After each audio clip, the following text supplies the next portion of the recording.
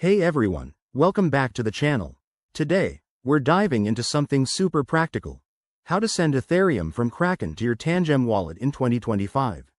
Whether you're a crypto newbie or a seasoned trader, this step-by-step guide will make the process smooth and secure. With the ever-evolving crypto landscape, staying updated is key, so let's get right into it.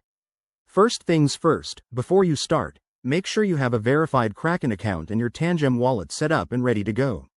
You'll also need some Ethereum in your Kraken wallet to transfer.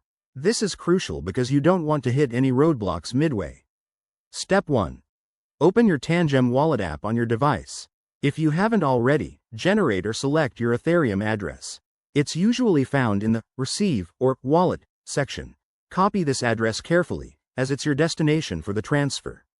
Next, head over to the Kraken website or app and log in with your credentials. Once you're in, navigate to the Funding or Withdraw section. This is where the magic happens. Select Ethereum from the list of assets you want to withdraw. Now, paste the Tangem wallet address you copied earlier into the withdrawal form.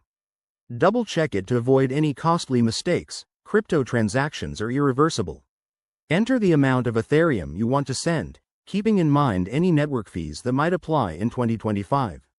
These fees can vary, so check current rates for the best deal. Hit the Withdraw or Confirm button, and you'll likely need to go through a two-factor authentication step for security. Once approved, sit tight.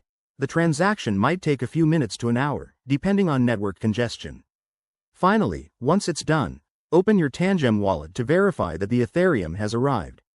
If everything checks out, you're all set. Remember, always prioritize security in crypto. Use hardware wallets like Tangem for better protection.